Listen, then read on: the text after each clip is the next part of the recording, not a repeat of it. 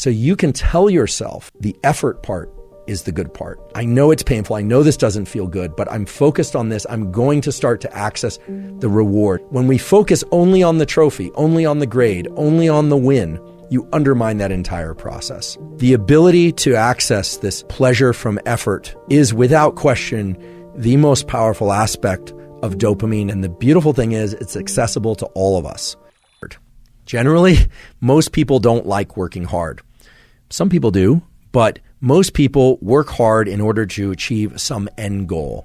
End goals are terrific and rewards are terrific, whether or not they are monetary, social, or any kind. However, working hard at something for sake of a reward that comes afterward can make the hard work much more challenging and make us much less likely to lean into hard work in the future. There's a classic experiment done actually at Stanford many years ago in which children in nursery school and kindergarten drew pictures. And they drew pictures because they like to draw. The researchers took kids that like to draw and they started giving them a reward for drawing.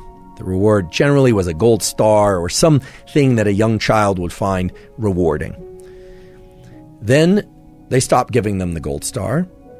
And what they found is the children had a much lower tendency to draw on their own. No reward. Now, remember, this was an activity that prior to receiving a reward, the children intrinsically enjoyed and selected to do. No one was telling them to draw.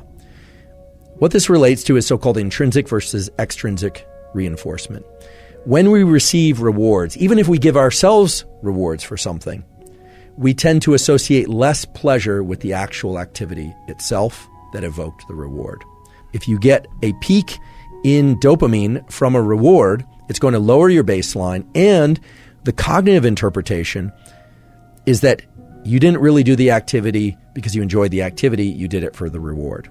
Now, this is the antithesis of growth mindset. My colleague at Stanford, caroldweck, as many of you know, has come up with this incredible theory and principle, and it actually goes beyond theory and principle, called growth mindset, which is this striving to be better, to be in this mindset of I'm not there yet, but striving itself is the end goal. And that, of course, delivers you to tremendous performance. It's been observed over and over and over again that people that have growth mindset end up performing very well because they're focused on the effort itself.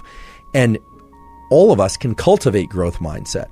The neural mechanism of cultivating growth mindset involves learning to access the rewards from effort and doing.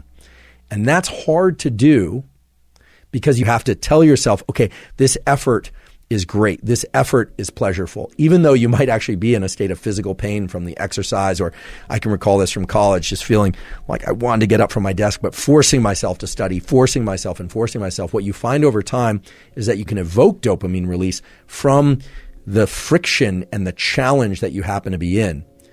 You completely eliminate the ability to generate those circuits and the rewarding process of being able to reward friction while in effort if you are focused only on the goal that comes at the end.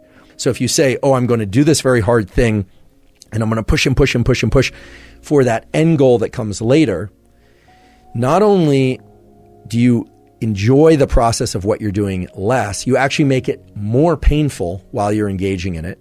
You make yourself less efficient at it because if you were able to access dopamine while in effort, dopamine has all these incredible properties of increasing the amount of energy in our body and in our mind, our ability to focus, but also you are undermining your ability to lean back into that activity the next time. The next time you need twice as much coffee and 3 times as much loud music and 4 times as much energy drink and the social connection just to get out the door in order to do the run or to study.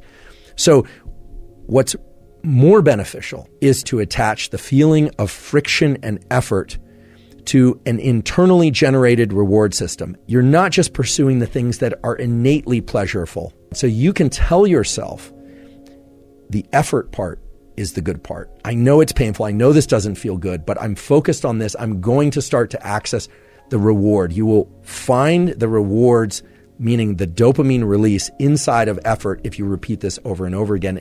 And what's beautiful about it is that it starts to become reflexive for all types of effort. When we focus only on the trophy, only on the grade, only on the win as the reward, you undermine that entire process. So how do you do this? You do this in those moments of the most intense friction. You tell yourself, this is very painful, and because it's painful, it will evoke an increase in dopamine release later, meaning it will increase my baseline in dopamine.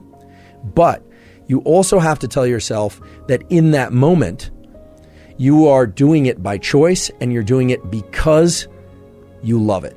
And I know that sounds like lying to yourself, and in some ways it is lying to yourself, but it's lying to yourself in the context of a truth, which is that you want it to feel better. You want it to feel even pleasurable.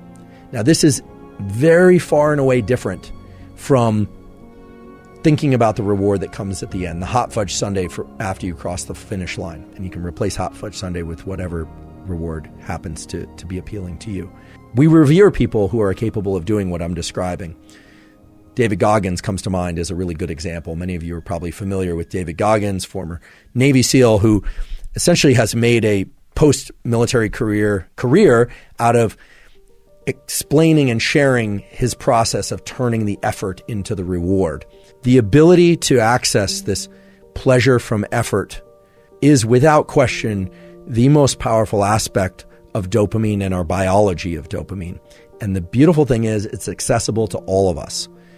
But just to highlight the things that can interfere with and prevent you from getting dopamine release from effort itself, don't spike dopamine prior to engaging in effort. And don't spike dopamine after engaging in effort. Learn to spike your dopamine from effort itself.